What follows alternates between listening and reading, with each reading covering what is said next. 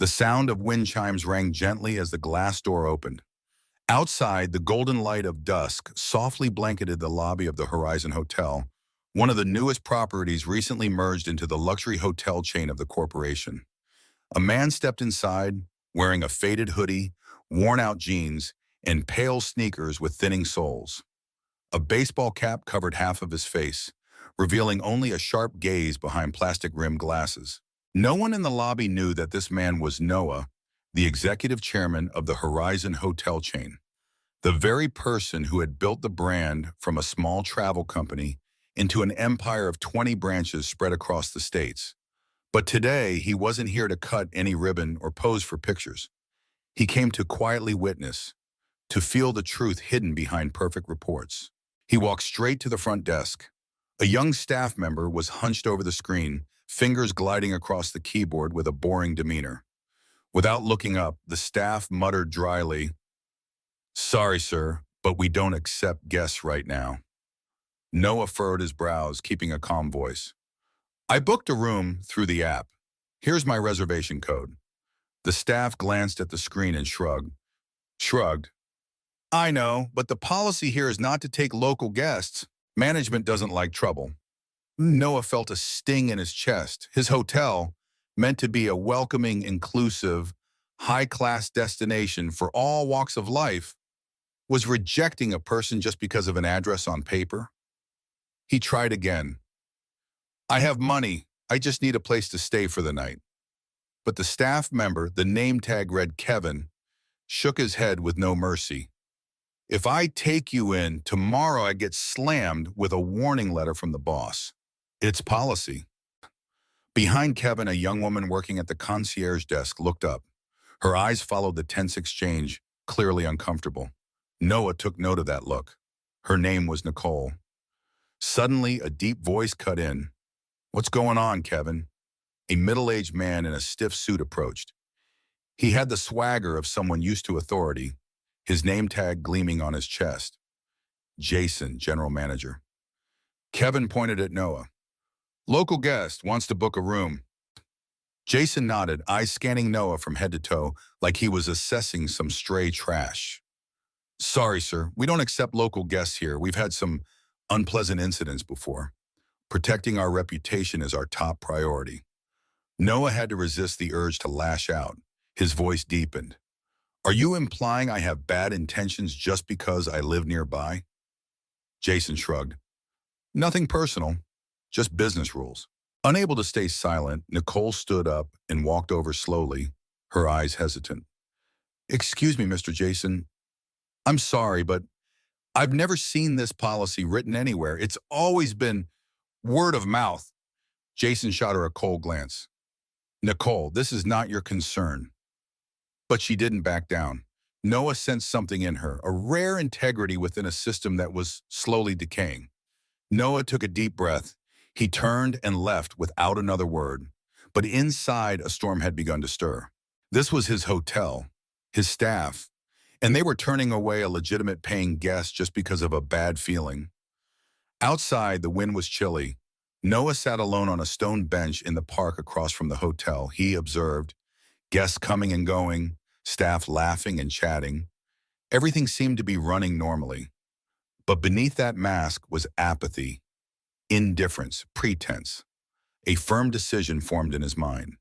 He would not leave. He would return, not as a CEO, but as a job seeker. The next morning, Noah returned, wearing the same clothes, the same worn-out shoes.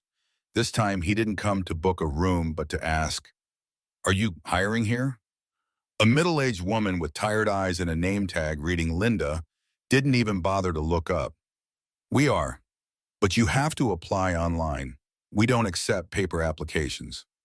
Noah scratched his head, pretending to be confused. "I don't have a computer. Just wanted to ask real quick." Linda shook her head, clearly annoyed. But once again, Nicole's voice came from behind. "If you're looking for I can take you to the assistant manager. 2 people quit last week." Noah nodded. Nicole led him through a narrow hallway, past the break room filled with the smell of burnt coffee. She chuckled lightly as Noah made conversation. "It's always a long night around here."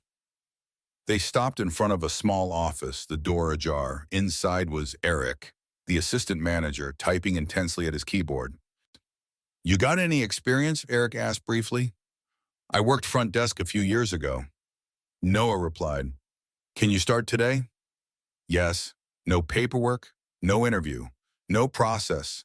A position in his own hotel, treated like a cheap item tossed carelessly on a shelf. Noah realized the problem wasn't just policy, it was the people, culture, the way this hotel had forgotten its original values. Let me know if you'd like this formatted for a script, voiceover, or subtitle timing. Noah put on a temporary name tag and stood behind the front desk, shoulder to shoulder with Nicole, the only person who gave him a sense that there was still a glimmer of light in this place. She showed him how to use the booking system, the check-in procedures, and the morning shift protocols. But what Noah cared about wasn't the software. It was the people. Kevin, the employee who had rejected him the night before, arrived to switch shifts. The moment he saw Noah, he squinted, not recognizing him, but his gaze still carried contempt. "The new guy, yeah?" Noah replied casually. "Good luck." Kevin scoffed, then walked away. Throughout the morning, Noah quietly observed guests checking in were treated like machines. No friendly greetings, no eye contact. Kevin even scrolled on his phone while a guest was asking about the complimentary breakfast. Linda, the middle-aged woman from the day before, still sat behind the counter, her eyes dark-circled, her voice lifeless. A foreign guest asked about nearby attractions, and she just waved him off. "You can find it on Google." Nicole quietly got up, apologized to the guest, and patiently gave directions using the map on the counter. Noah could see the irritation on Linda's face, but Nicole didn't care. Noah thought to himself, someone like Nicole should be leading, not just standing here fixing others' mistakes mid-shift. The sound of an argument by the elevator drew everyone's attention. A middle-aged man in a suit was furious. "The AC in my room isn't working." "I demand a room change," he growled. Kevin stood across from him, shoulders slumped, eyes avoiding contact. "I told you. We're out of rooms. No one can fix it right now." The guest's face turned red. "I'm calling the corporate office directly." Noah turned to Nicole. "Maintenance isn't working today." "They are!" "Carl's in the back, probably fixing a chair." Jason appeared, same suit, same professional but soulless smile. "What's the issue here?" Guest complained about his room, Kevin say. "No technician is available." "Oh, that's unfortunate. However, there are no other options available at this time. We appreciate your understanding." The guest stormed off in anger. Jason turned to Kevin and muttered, "Next time, just say a request has been passed to maintenance. Avoid the argument." Noah's stomach twisted. The culture of avoidance, blame shifting, brushing things off was now fully on display. While Nicole stepped away to escort a guest to their room, Noah took the chance to walk down the hallway. He pretended to check nameplates to get familiar. But in truth, he was exploring the real behind the scenes. In the housekeeping area, he came across a woman around 40 leaning on a cleaning cart drenched in sweat. "Long shift, huh?" he asked gently. "Why do you care? I clocked in at 6 a.m. It's past noon and I haven't had a break. They cut 2 staff last week, but still expect us to clean all 30 rooms." Her words sliced into Noah's thoughts like a knife. She wasn't complaining, just accepting it as a familiar reality. Does Jason know? Of course, but as long as guests don't complain, it's all good. That's how leadership works around. Here, back at the lobby, Noah dropped by the employee break room. 4 staff were eating cold box lunches in silence, no chatter, no laughter, just exhaustion. That atmosphere said it all. This wasn't a place people wanted to belong to. It was a place they had to survive. He made his way to the maintenance room where Carl, the maintenance guy, was tightening the leg of a broken chair. "Carl." "Right," Noah asked. "Yeah, new guy, front desk." "Yep," a guest complained about a broken AC, but Kevin said no technician was available. Carl scoffed. "That guy's just lazy, doesn't want to file reports, so he pretends he doesn't know." "Can you fix it?" "Of course, if someone tells me about it." Another puzzle piece revealed itself, the breakdown in communication between departments. Carl lowered his voice. "You're new, so just go with the flow. But be prepared, no one lasts more than a few months around here." Noah thanked him and walked away. Carl's words confirmed everything Noah had felt since the night before. Employees abandoned guests, disregarded leadership in hiding. Good people are silently enduring. As the sunlight slanted into late afternoon, Noah stood behind the front desk. Nicole returned and gave a small smile when she saw he was still there. You made it this far. Huh, she teased. I'm planning to stay much longer. Noah looked around. He was no longer a guest turned away, no longer an outsider. He was now the eyes, the ears, the heart of this hotel as night began to fall. The atmosphere in the hotel grew quieter. The front desk was sparse with guests. The maintenance room lights were still on, and the staff lounge was filled with wary sighs. But in Noah's mind, all the pieces had fallen into place. It was time to lift the mask. He walked slowly toward the manager's office, where Jason sat, the door slightly ajar, pale white light spilling out. Noah knocked, then pushed the door open without waiting. We need to talk, he said firmly. Jason looked up, frowning at the new front desk guy who now barged in uninvited. Who do you think you are just walking in like that? Noah shut the door behind him, eyes locked on Jason. I'm the one running this hotel. I'm Noah Lee, CEO of the Horizon Hotel chain. And yo, Jaso, have failed. Miserably. The entire room seemed to freeze. Jason went pale, eyes blinking rapidly, as if he hadn't quite processed what had just happened. His once arrogant face turned ghostly. What? What did you just say? He stammered. Noah stepped closer, his voice lower, but razor sharp. I've been here for 48 hours. I was rejected as a guest. I've seen staff being exploited, guests being ignored, and you, a senior manager, teaching others how to avoid the truth. What do you have to say for yourself? Jason opened his mouth, but the excuses stuck in his throat. He could only stutter. I didn't know. I didn't mean any harm. Noah cut him off. It's because you didn't know that things are this bad. You didn't know the AC was broken because no one bothered to tell maintenance. You didn't know housekeeping was understaffed because cuts were made without being reported. You didn't know that Nicole, the best person here, was pushed aside just for speaking the truth. Well, and worst of all, didn't know who I was because you've never bothered to see people beyond their appearance. Noah paused, his eyes shone with determination. I don't need a manager who knows how to make the numbers look good. I need someone who fights for quality. You're fired, effective immediately. Jason collapsed into his chair, face pale, mouth twitching, as if about to faint. Please, just give me another chance. Chances are what you've been wasting for months. Now you may leave this office tonight. As Noah opened the door and stepped out, staff were lined up along the hallway. They hadn't heard every word, but one look at Jason's face and the steel in Noah's eyes was enough. Nicole stood nearby, still unable to believe what she was seeing. Noah stopped, looked at them all, and declared, I'm Noah, the CEO of the Horizon Hotel chain, and starting today, this hotel is going to change. The space fell still. Then, as if someone had flipped a switch, the once lifeless eyes began to light up. Noah continued, I'll be direct. The policy of rejecting local guests is canceled immediately. The housekeeping team will be fully staffed. All maintenance requests must be addressed within the day. And most importantly, those who do good work will be recognized fairly. He turned to Nicole. I want someone who truly cares about guests in a leadership role. From now on, you're the new assistant manager. Nicole was stunned. She raised her hand to cover her mouth. Me? Really? Exactly. You were the only one who stood up when everyone else stayed silent. People like you deserve to lead, not just fix others' mistakes. She nodded, voice trembling. I promise. I won't let you down. The atmosphere began to shift. Carl, the maintenance guy, stepped up from the end of the hallway, his voice low but firm. Finally, someone did the right thing. A few other staff members nodded slightly. The skepticism hadn't vanished, but for the first time in months, a spark of hope had returned. Noah didn't stop there. He called an emergency staff meeting that very afternoon. In the second-floor meeting room, everyone was present. Housekeeping, maintenance, front desk, even the kitchen staff. He didn't give a speech. He spoke the truth. I'm not here to be a distant CEO. I'm here to understand, to fix, and to listen. If you've got something to say it now. Linda, the quietest person up until now, raised her hand. Her eyes were tired but sincere.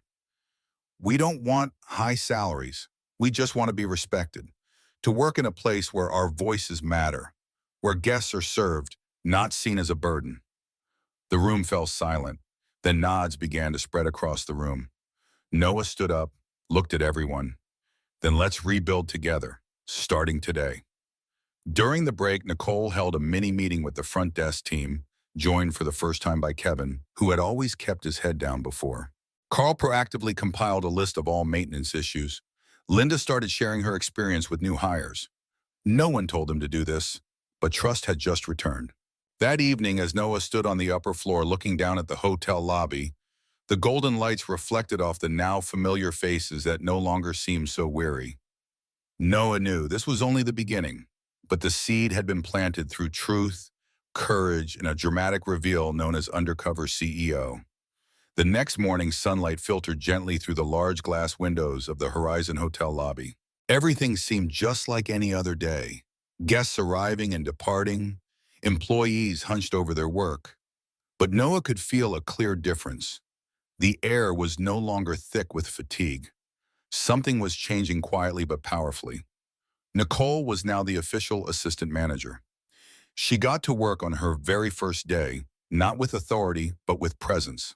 She gathered the front desk team, clearly assigned responsibilities, and set minimum standards for communication, from eye contact and smiles to how to apologize when mistakes happen.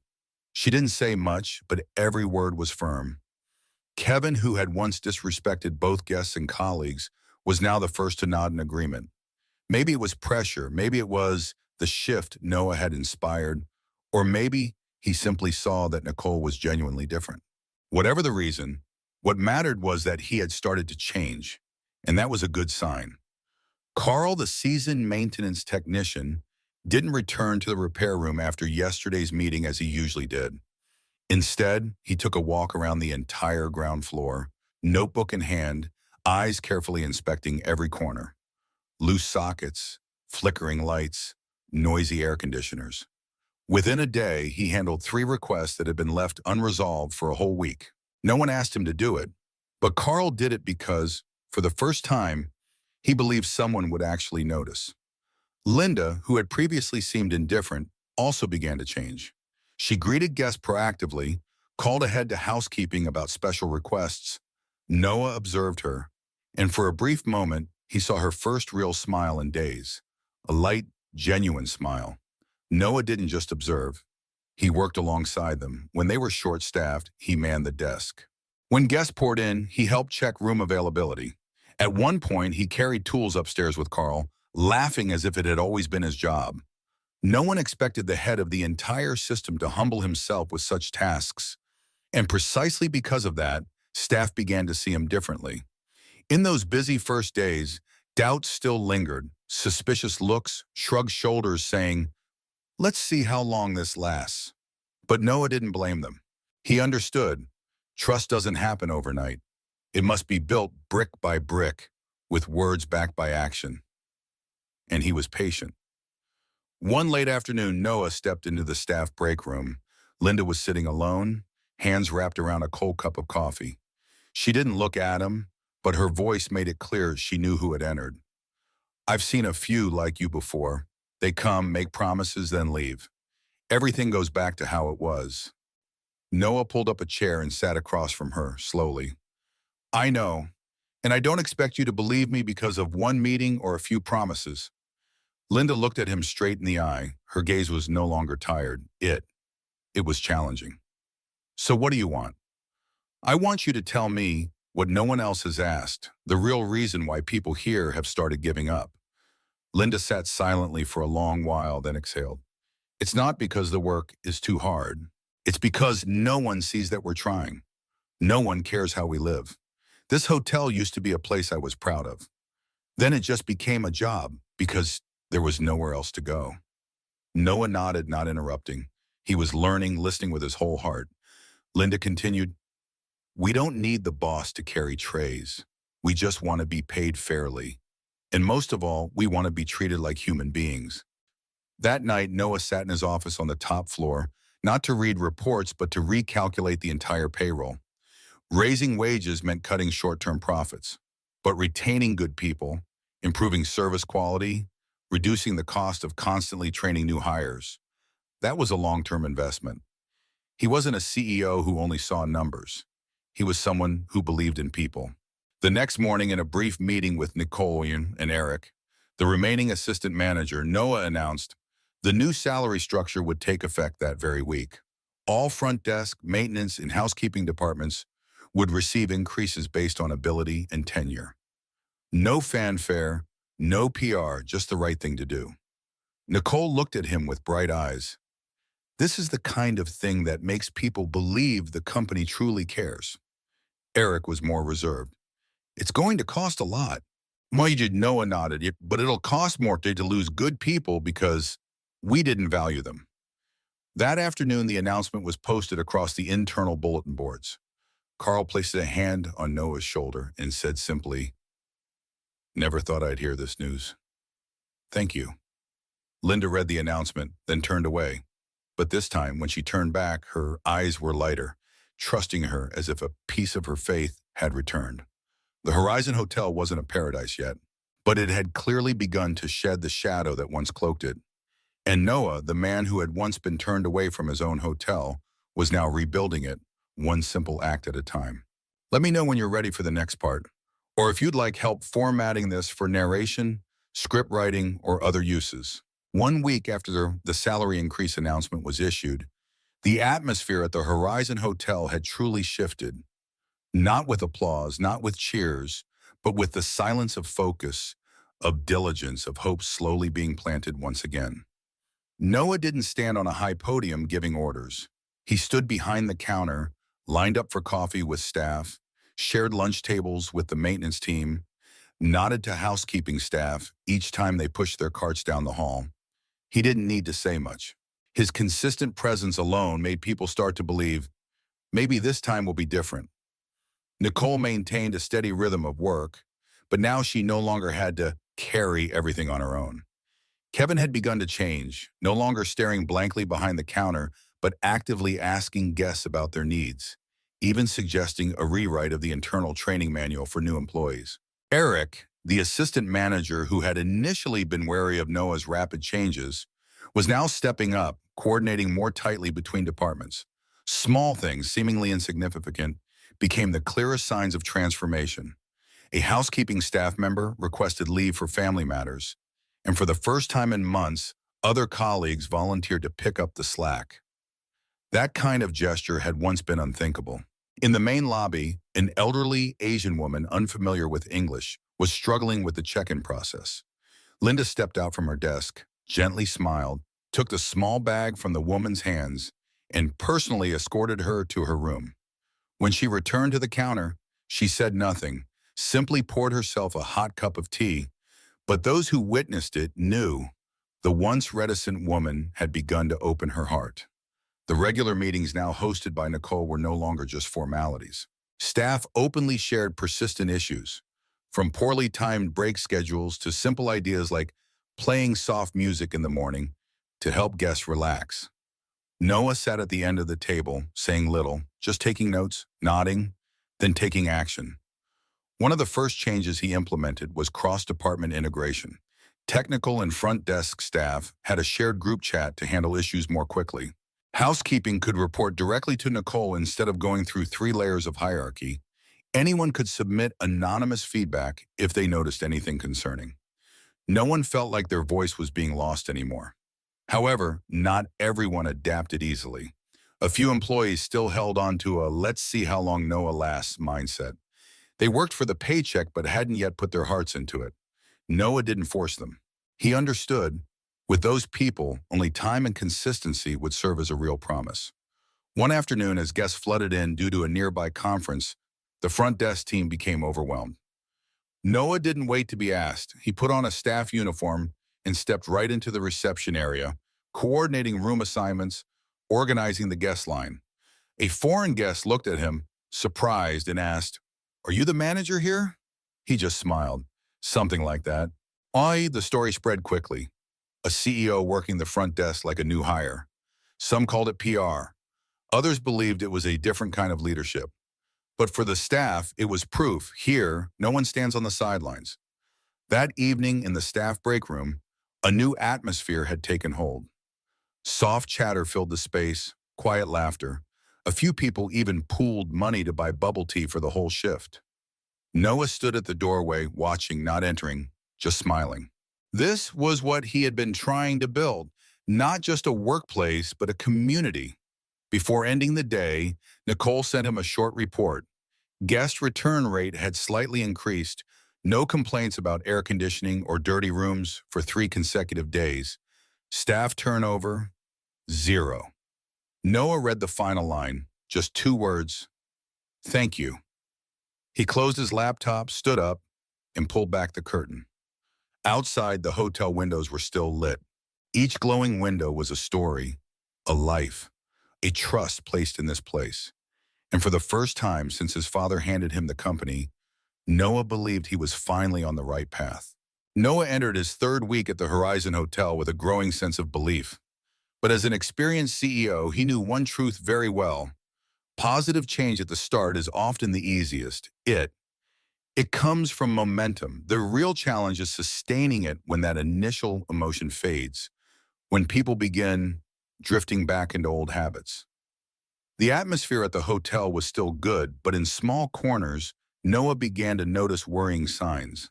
Kevin, the one who had shown such improvement after Nicole became assistant manager, was starting to show complacency.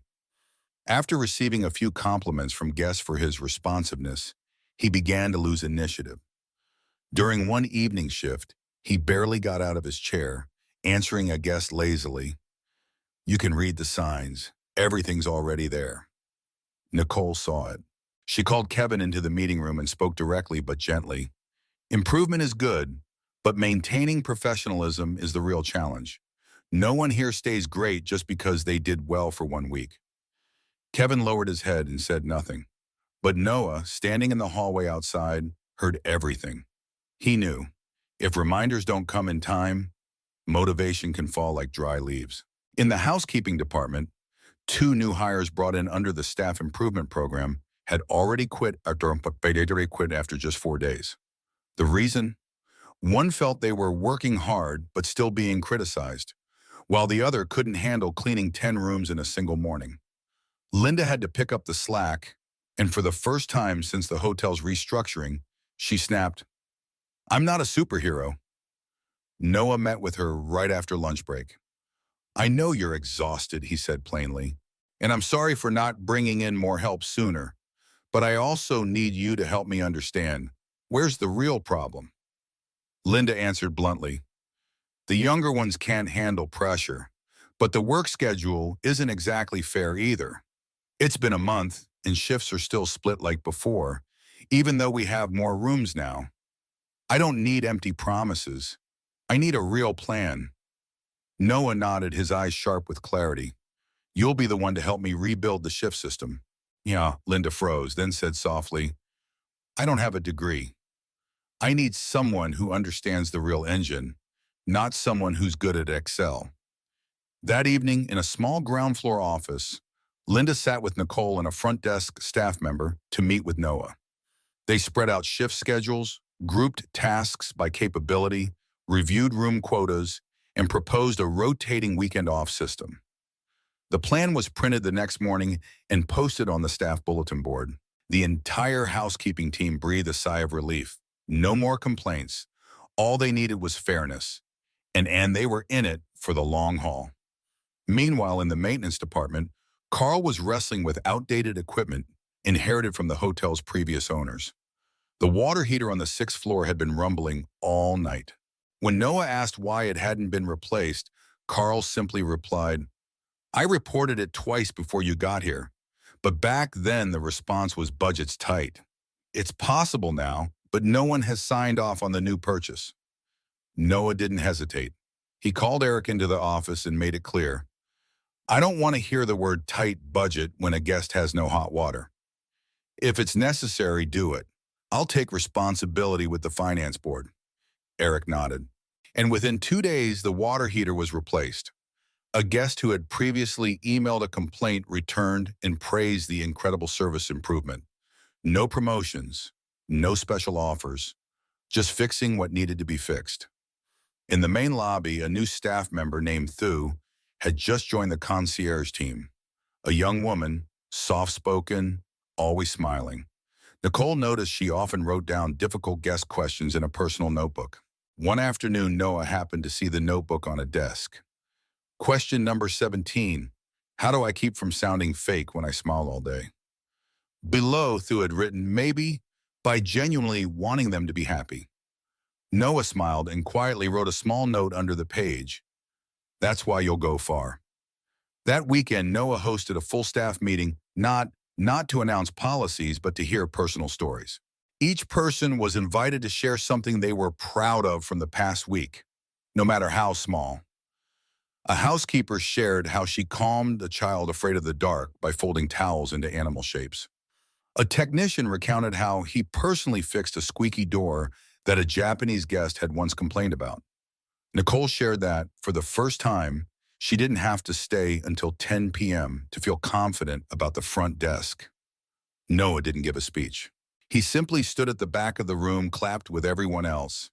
Then he said, we've done something not every place can achieve, built a team that cares about each other. But that will only last if we see each other as teammates, not just shift mates.